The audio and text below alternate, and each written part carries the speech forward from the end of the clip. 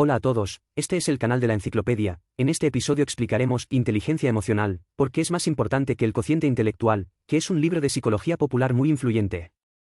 Entonces, ¿por qué el libro explica que la inteligencia emocional es más importante que el coeficiente intelectual? ¿De dónde viene el término inteligencia emocional? ¿Cuáles son las manifestaciones específicas de una alta inteligencia emocional? ¿Cómo gestionar las emociones propias y ajenas? ¿Cómo lidiar con las emociones negativas? Después de ver este vídeo entenderás por qué. Veamos primero un evento de la vida real. Esto sucedió en una escuela secundaria en Florida, EU. Un estudiante de segundo año de secundaria apuñaló a su profesor de física con un cuchillo de cocina. La razón fue que durante un examen de física, el profesor le dio un bueno. Calificación, no una calificación excelente. Este estudiante obtuvo excelentes calificaciones en todas las materias y apuñaló al maestro solo porque le preocupaba que este buen chico afectara su admisión a la Universidad de Harvard. Un estudiante sobresaliente hizo algo tan inhumano. ¿Por qué? En palabras del autor de este libro, aunque tiene un coeficiente intelectual alto, su cociente emocional es demasiado bajo. Los llamados IQ y EQ son dos habilidades diferentes, una pertenece al nivel intelectual y la otra pertenece al nivel emocional. El cociente de inteligencia se abrevia como IQ, que se refiere al cociente de inteligencia. Correspondiente a él, también existe la palabra cociente emocional. El cociente emocional se abrevia como EQ, que también se llama inteligencia emocional. Se refiere a la capacidad de gestionar emociones. El coeficiente intelectual es la base del coeficiente intelectual. Cualquier comprensión que tengamos de las cosas se basa en el coeficiente intelectual, y el desarrollo del coeficiente intelectual puede establecer la dirección básica para el desarrollo del coeficiente intelectual, permitiendo que la inteligencia se desarrolle en la dirección que pueda producir los mayores beneficios. Hoy en día hablamos a menudo de inteligencia emocional, pero a finales del siglo pasado la gente corriente no tenía este concepto en la cabeza. Entonces, ¿de dónde viene el término inteligencia emocional? Ya en 1990, dos profesores de psicología estadounidenses, John Meyer y Peter Salovey, propusieron por primera vez el concepto de inteligencia emocional. Más tarde, los dos publicaron un artículo utilizando la inteligencia emocional como tema, pero no fue así.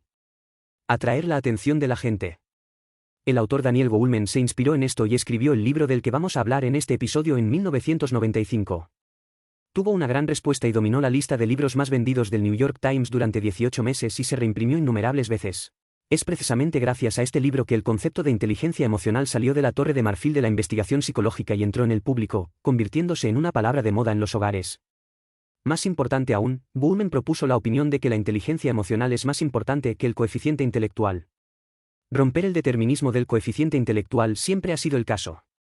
Debido a la popularidad de este libro, el autor Goleman se convirtió en el padre de la inteligencia emocional. Es un peso pesado en el campo de la psicología. Después de obtener un doctorado en psicología de la Universidad de Harvard, se ha dedicado durante mucho tiempo a la investigación sobre ciencias del comportamiento y del cerebro. Ha ganado el premio de mayor honor de la Asociación Americana de Psicología y el premio a la trayectoria. Muchas veces. Como experto en investigación de inteligencia emocional, Goleman ha publicado una serie de monografías sobre inteligencia emocional, que cubren la influencia de la inteligencia emocional en diferentes campos como la interacción social, el lugar de trabajo, los negocios y la familia. El punto central que Goleman transmite en este libro es que la inteligencia emocional es más importante que el coeficiente intelectual. ¿Por qué dices eso? En su investigación, Goleman descubrió que a través del aprendizaje de habilidades de manejo de emociones, los circuitos neuronales del cerebro de los niños se remodelarán, lo que no solo mejora la capacidad de aprendizaje de los niños, sino que también les permite mantener una buena comunicación interpersonal y volverse mentalmente más sanos y alegres. Lo más sorprendente es el impacto de la inteligencia emocional en el mundo empresarial. Goleman recopiló datos de cientos de empresas de todo el mundo y sobre esta base estudió el papel de la inteligencia emocional en individuos, grupos y organizaciones. Vio que entre las 16 habilidades que distinguen a los empleados destacados, 14 son habilidades emocionales. La diferencia entre gerentes excelentes y gerentes ordinarios radica principalmente en el alcance de la inteligencia emocional como el carisma, la confianza en uno mismo, el impulso, etc. En otras palabras, la inteligencia emocional representa una parte mayor de la capacidad que hace que una persona sobresalga. De hecho, las personas con una alta inteligencia emocional tienen más éxito. ¿A qué se le llama alta inteligencia emocional? La llamada alta inteligencia emocional generalmente tiene 5 aspectos, entre ellos la capacidad de comprender y gestionar las propias emociones, porque solo conociéndose y gestionándose a uno mismo se puede convertirse en dueño de la vida. Incluyendo la capacidad de automotivarse, que puede ayudarle a salir del punto más bajo de la vida. También existe la capacidad de reconocer las emociones de otras personas y gestionar las relaciones interpersonales, lo que puede hacer que su trato con las personas sea más fluido. Ahora, hablemos de cómo puedes convertirte en una persona con alta inteligencia emocional desde 3 aspectos. Primero, cómo las emociones afectan nuestro comportamiento, que es la base de la teoría de la inteligencia emocional. Entonces, la clave para gestionar tus propias emociones es la autoconciencia de tus propias emociones. Por último, hablemos de cómo gestionar las emociones de otras personas, centrándonos en la empatía. Primera parte. ¿Cómo las emociones influyen en nuestro comportamiento? Para comprender este problema, primero debe comprender las 2 partes del cerebro. Una se llama amígdala. La amígdala pertenece al sistema límbico del cerebro. Debido a que tiene forma de almendra, se llama amígdala. Tiene una función de memoria emocional, la otra se llama amígdala. La neocorteza, que es el sistema central del cerebro, tiene funciones analíticas y de toma de decisiones y afecta nuestras acciones. En pocas palabras, la amígdala controla las emociones y la neocorteza toma decisiones. Entonces, ¿cómo controla la amígdala las emociones? Podemos comparar la amígdala con el almacén de la memoria emocional. Todas las experiencias que hemos adquirido en la vida, lo que nos gusta y lo que no, se almacenan en la amígdala. Cuando recibimos información externa, la amígdala relacionará la memoria emocional pasada con la información que acaba de recibir, desencadenando la misma emoción que en el pasado. Esta es la función de memoria emocional. Después de que la amígdala encuentra una emoción coincidente, envía señales de peligro a varias partes del cerebro, provocando una serie de cambios físicos. Este proceso es muy rápido, tan rápido que ni siquiera puedes sentirlo. ¿Cuáles son los beneficios de esta función de la amígdala? En el proceso evolutivo a largo plazo, la amígdala ha desarrollado esta función, que le permite actuar de acuerdo con un patrón de reacción siempre que encuentre un cierto tipo de estímulo similar, lo que puede ayudarle a ahorrar tiempo de reacción. Por ejemplo, una enfermera que había atendido a los heridos en la guerra, cuando vio los pañales de sus hijos escondidos en el casillero, el olor desagradable le recordó a los horribles heridos, y ese año reapareció en el campo de batalla. Pálido y todo su cuerpo temblaba debido al miedo extremo. Verá, bajo la influencia de la amígdala, esta mujer asoció el olor desagradable con la emoción aterradora almacenada en su cerebro y reaccionó de la misma manera que lo hizo en el campo de batalla.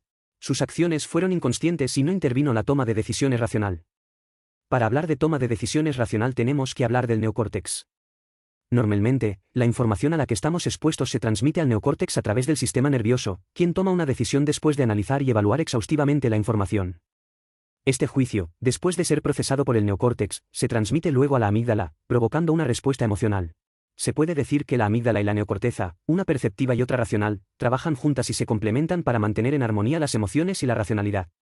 Pero a veces, hay una pequeña cantidad de neuronas que transportan información, evitando el neocórtex y llegando directamente a la amígdala. Sin un juicio racional por parte del neocórtex, provocan directamente una respuesta emocional. Este es nuestro impulso emocional. La razón por la que lo harás arrepentirse de haber hecho algo. Esto es un poco abstracto, veamos algo que el autor experimentó personalmente. Una mañana temprano, el autor se despertó con un sonido desordenado, pensó que el techo se había caído y sintió que el techo y todo lo que había en el ático se había estrellado contra el dormitorio. Entonces huyó de la habitación sin decir una palabra. Después de calmarse, se dio cuenta de que en realidad era solo un montón de cajas apiladas en la esquina que se habían caído y que el techo estaba intacto. Entonces, ¿qué estaba pasando en su cerebro en ese momento? De hecho, cuando escuchó el sonido, la amígdala inmediatamente se dio cuenta del peligro y envió una señal para que el autor huyera rápidamente. La neocorteza no había tenido tiempo de examinar la situación actual, y mucho menos de juzgar la corrección de la acción. Pero ya todo había pasado. Si comparamos el haz de nervios más pequeño que no pasa directamente a la amígdala a través de la neocorteza con un niño impulsivo, entonces el haz de nervios más grande que pasa a través de la neocorteza es como un padre, que a menudo disuadirá al niño impulsivo. Reacciones excesivas y mantener su estado de ánimo estable. En resumen, cómo las emociones influyen en nuestro comportamiento. La amígdala en el cerebro es una parte fundamental en la gestión de las emociones, y su interacción con el neocórtex determina nuestro comportamiento. La amígdala es un almacén de memoria emocional. Cuando recibimos información externa, la amígdala relacionará recuerdos emocionales pasados con la información y luego desencadenará las mismas emociones que en el pasado, lo que permitirá que el cuerpo responda rápidamente. Esta es la generación de emociones. La neocorteza juzga racionalmente la información y toma decisiones. Esta información para la toma de decisiones luego se transmite a la amígdala. Por lo general, la toma de decisiones y las emociones son consistentes. Pero a veces, habrá una pequeña cantidad de neuronas que pasan por alto la neocorteza y llegan directamente a la amígdala, provocando directamente una respuesta emocional sin juicio racional. Por eso a veces somos impulsivos y nos arrepentimos de las cosas que hacemos. Cuando las emociones están fuera de control, son como caballos salvajes que corren salvajemente, con la sensibilidad por encima de la razón y las emociones perdiendo el control. Después de perder el control, la gente ni siquiera sabe lo que ha hecho.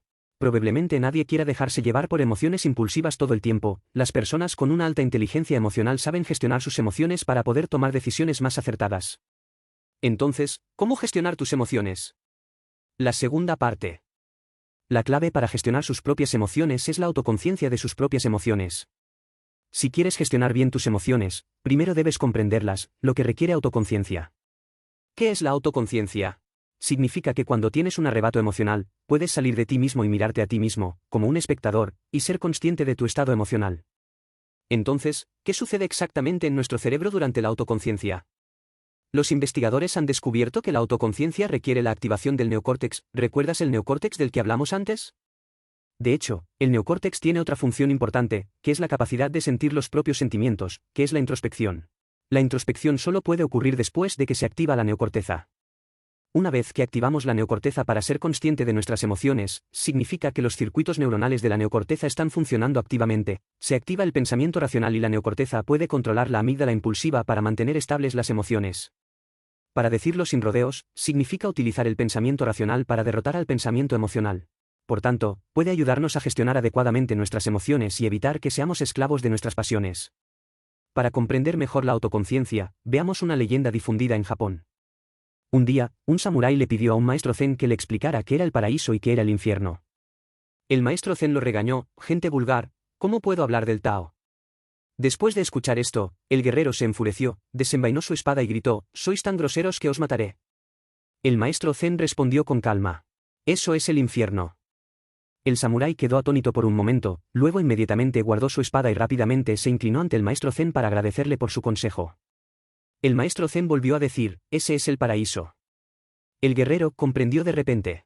¿Qué determina las actitudes diametralmente opuestas de los samuráis? Por supuesto, fue la autoconciencia de las emociones. Su repentino cambio de actitud mostró que su neocórtex tuvo una introspección oportuna, abrió el pensamiento racional y detuvo su comportamiento imprudente.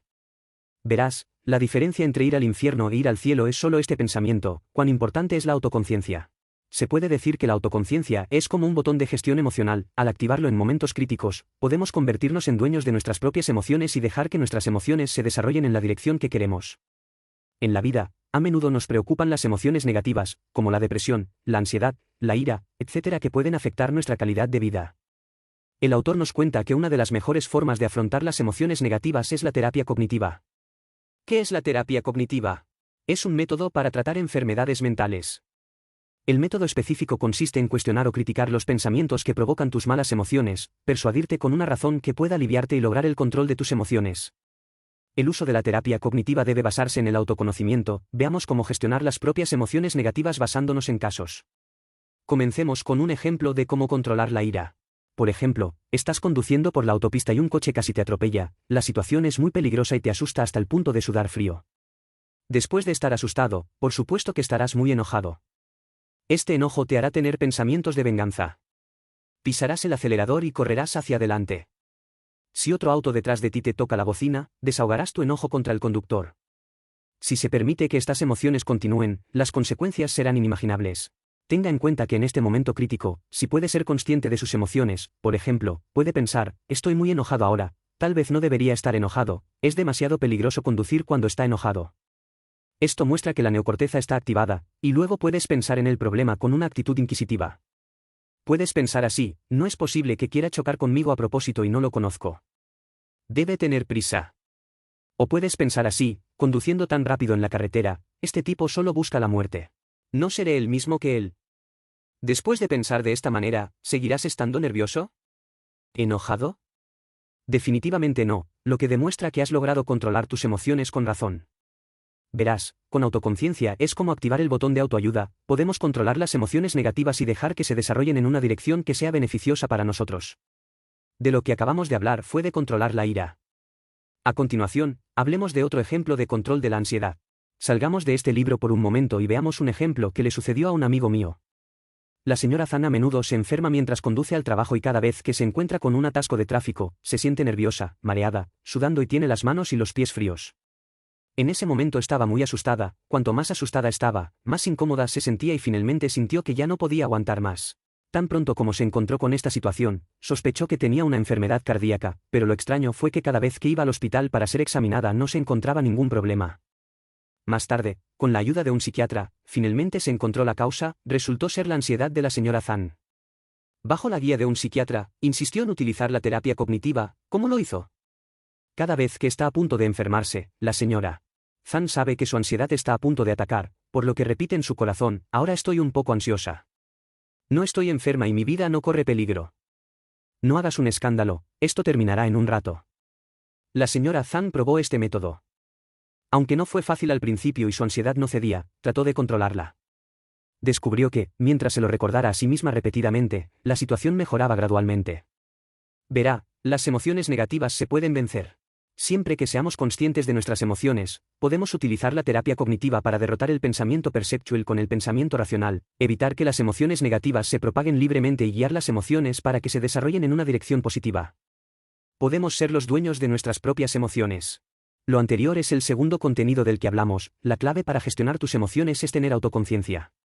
La autoconciencia se refiere a ser claramente consciente del estado emocional de uno cuando las emociones explotan. Requiere activación del neocórtex, que tiene la función de corregir reacciones exageradas, mantener la estabilidad emocional y la capacidad de sentir los propios sentimientos. La neocorteza controla la amígdala impulsiva y mantiene las emociones en un curso constante. Por lo tanto, la autoconciencia es como un botón para el manejo emocional. Si lo activamos en momentos críticos, guiaremos nuestras emociones para que se desarrollen en una dirección positiva y nos convertiremos en dueños de nuestras propias emociones. Esta es una manifestación de alta inteligencia emocional. Acabamos de hablar de un aspecto de la alta inteligencia emocional, que es controlar las propias emociones. Otro aspecto de la alta inteligencia emocional es gestionar las emociones de los demás. Si haces esto, podrás lograr relaciones interpersonales armoniosas. A continuación, te explicaremos que la clave para gestionar las emociones de otras personas es tener empatía. La tercera parte. Al igual que controlar sus propias emociones, gestionar las emociones de otras personas requiere primero comprender las emociones de otras personas. Solo sobre esta base se pueden controlar las emociones de otras personas. Entonces, ¿cuál es el punto de comprender las emociones de otras personas? Solo ten empatía. Veamos primero un escenario. Una mañana, el padre estaba enviando a su hija al jardín de infantes. La pequeña lloraba y quería llevarse a Mickey Mouse con ella, diciendo que Mickey Mouse era su hermano y que su hermano tendría miedo en casa. Pero mi padre sabe que no está permitido traer sus propios juguetes al jardín de infancia. ¿Qué debe hacer? Veamos qué hizo el padre de la pequeña. Se arrodilló y le preguntó a su hija: ¿cuántos años tiene tu hermano? La niña dijo: 1 año. El padre dijo: ¿puede un bebé de 1 año ir al jardín de infantes? ¿Quién debería cuidarlo? La niña dijo: no. Jardín de infantes, quiero que mi madre cuide. El padre dijo: ¿qué tal si dejo a mi hermano en casa para que mi madre cuide y luego puedo acompañar a mi hermano cuando regrese al jardín de infantes? ¿No, che? La niña aceptó de buena gana. Este es un padre empático. No persuadió a su hija con razones que los niños no podían entender, como que la maestra no nos permitía traer nuestros propios juguetes. En cambio, se agachó para comunicarse con su hija y consideró el problema desde la perspectiva del niño. Resolvió bien el problema. Entonces, ¿qué es la empatía? La empatía es la capacidad de comprender los sentimientos de los demás y, para decirlo sin rodeos, es la capacidad de ponerse en el lugar de otra persona. ¿Cómo explicarlo neurológicamente? Todavía tenemos que hablar del componente clave de la amígdala. En la comunicación interpersonal, las emociones se pueden transmitir silenciosamente de una persona a otra, pero las emociones no necesariamente se transmiten a través del lenguaje, sino que también se pueden transmitir a través de muchos mensajes no verbales, como el tono de voz, los ojos y la postura. La amígdala juega un papel clave. La amígdala capta información emocional de nuestra información no verbal y desencadena emociones similares sin que lo sepamos. Esto es contagio emocional. Stephanie Preston es pionera en el estudio de la empatía humana. Su investigación ha descubierto que cuando experimentamos nuestros propios sentimientos y los de los demás, la actividad del sistema nervioso de nuestro cerebro es casi idéntica. Por ejemplo, cuando ves a otros caminando sobre la cuerda floja, naturalmente te sentirás nervioso y tus piernas se debilitarán como si tú mismo estuvieras caminando sobre la cuerda floja. Esto es causado por la empatía. Debido a la existencia de la empatía, cuando veas a los demás felices, serás feliz. Cuando veas a los demás sufrir, también sentirás dolor. Lo más importante es que el contagio emocional no solo infecta las emociones, sino que también prepara automáticamente el cerebro para responder y nos insta a comportarnos en consecuencia. Cuando vea a otros sufrir, encontrará maneras de ayudar a otros a reducir el dolor. Este es el papel de la empatía en las relaciones interpersonales. Es la base para comprender las emociones de otras personas. Puede ayudarle a comprender los sentimientos e intenciones de otras personas. Ser coherente con las emociones de los demás. Actúa como un lubricante y nos da la oportunidad de acercarnos más. Al mismo tiempo, también estimulará tu deseo de ayudar a los demás. Después de comprender la empatía, echemos un vistazo a cómo podemos utilizarla para gestionar las emociones de otras personas en el proceso de comunicación interpersonal. Veamos otro caso, que ocurrió en un autobús en Japón. Un trabajador alto subió al coche y se tambaleaba porque estaba borracho. Maldijo mientras caminaba, agitó el puño y empujó al suelo a una mujer que sostenía a un niño. Los pasajeros estaban tan asustados que se escondieron. Un joven se acercó corriendo y quería hacer algo valiente. Estaba a punto de estallar una guerra. De repente alguien dijo extasiado: «Oye». Al igual que ver a un viejo amigo reunido después de una larga separación, el borracho se sobresaltó y descubrió que era un anciano delgado que le sonreía y lo saludaba. El borracho estaba furioso, se acercó y gritó: «No te conozco». El anciano sonrió y preguntó: «¿Qué bebiste?» «Bebí vino de arroz, no es asunto tuyo». El borracho continuó gritando, y el anciano dijo suavemente: «Está bien, a mí también me gusta el vino de arroz. Todos los días, mi esposa y yo calentamos una pequeña botella de vino de arroz y la llevamos al jardín». El anciano siguió hablando sobre el vino de arroz y el jardín. Mientras hablaba, los puños cerrados del borracho se aflojaron, se desplomó junto al anciano, todavía murmurando, su voz cada vez más pequeña. Verá, ¿cuál es la clave de la capacidad del anciano para resolver esta crisis? De hecho, es su empatía. Captó con precisión la psicología del borracho y atendió sus preferencias. Solo hablando sobre el vino de arroz que le gustaba al borracho podía atraer su atención. Al mismo tiempo, trataba de ser coherente con el estado de ánimo de la otra persona. Dijo que a él también le gustaba el vino de arroz, hacer que el borracho se sintiera comprendido. Sobre esta base, también trató de desviar la atención del borracho hablándole de su jardín para relajar los nervios tensos del borracho, y finalmente logró controlar las emociones del borracho. Además, si quieres gestionar bien las emociones de otras personas, también necesitas controlar bien tus propias emociones, lo cual es un requisito previo para gestionar las emociones de otras personas. Por ejemplo, este anciano, ante un borracho, mantenía la calma y siempre sonreía, para poder superar la dureza con la suavidad. Verá, la empatía alimenta nuestra pasión por ayudar a los demás, de modo que nos pongamos en su lugar y encontremos formas de tomar medidas efectivas. Al mismo tiempo, la empatía también puede ayudarnos a comprender con precisión la psicología de los demás y a mantenernos emocionalmente coherentes con los demás, para que los demás puedan escuchar tus palabras y aceptar tu influencia, y tú tengas la oportunidad de dejar que sus emociones sigan las tuyas. Por tanto, con empatía podemos gestionar bien las emociones de los demás. Arriba, este es el tercer contenido del que hablamos. La clave para gestionar las emociones de otras personas es tener empatía. La empatía es la capacidad de comprender cómo se sienten los demás. En el proceso de comunicación interpersonal, la amígdala recibe información emocional a través de información no verbal, como nuestro tono de voz, ojos y postura, y luego desencadena emociones similares sin nuestro conocimiento. Cuando estamos infectados por las emociones de los demás, nuestro cerebro se prepara automáticamente para lidiar con esa emoción y nos incita a comportarnos en consecuencia. Esto es el surgimiento de la empatía. Con empatía podemos comprender los sentimientos e intenciones de los demás y ser coherentes con las emociones de los demás. Sobre esta base podemos gestionar bien las emociones de los demás. Este es otro aspecto de la alta inteligencia emocional. Ahora, repasemos las 3 cosas que compartimos. En primer lugar, sabemos cómo las emociones afectan nuestro comportamiento. La amígdala del cerebro es el componente básico para gestionar las emociones y su interacción con la neocorteza determina nuestro comportamiento. También aprendimos que la autoconciencia y la empatía son 2 habilidades clave. El autoconocimiento es la clave para gestionar las emociones. Es como un botón de gestión emocional. Cuando se activa este botón en momentos críticos, guiaremos nuestras emociones para que se desarrollen en una dirección positiva y nos convirtamos en dueños de nuestras propias emociones. Cuando se trata de gestionar las emociones de otras personas, la empatía es la capacidad más importante. Con empatía, podemos comprender los sentimientos e intenciones de otras personas y ser coherentes con las emociones de otras personas. Sobre esta base, podemos gestionar las emociones de otras personas. La razón por la que este libro es tan influyente es que, por un lado, su tema es de hecho de interés público y, por otro lado, también refleja las habilidades de escritura y los profundos conocimientos de Goleman como autor principal. Cuando se publicó este libro, el concepto de inteligencia emocional acababa de proponerse hace unos años y muchas cuestiones no se habían estudiado con claridad. Goleman es muy ambicioso, no se limita a transmitir los resultados de la investigación científica, sino que intenta construir su propio sistema teórico, por lo que aporta al libro muchas ideas personales, como por ejemplo, ¿qué componentes contiene realmente la inteligencia emocional y cuál es su papel? De la inteligencia emocional en el importante papel del éxito, cómo ejercitar la inteligencia emocional, mejorar la vida personal, etc. El contenido de estas obras individuales es un arma de doble filo. Por un lado, hacen que el significado de este libro vaya más allá de los libros de divulgación científica ordinarios y se convierta en una obra con ideas originales. Por otro lado, muchas de las teorías de Goleman son conjeturas puramente personales o resúmenes basados en casos individuales y carecen del sustento de datos científicos, por lo que muchos investigadores académicos tienen valoraciones negativas de este libro y creen que carece de cientificidad. Para ser justos, no se puede achacar todos estos problemas al propio Goleman. Hasta el día de hoy, el concepto de inteligencia emocional sigue siendo controvertido en los círculos académicos. Algunos estudiosos con posiciones extremas incluso creen que no tiene ningún valor y que puede ser reemplazado completamente por la personalidad o la inteligencia. Incluso entre los académicos que reconocen su valor, no hay consenso sobre su definición.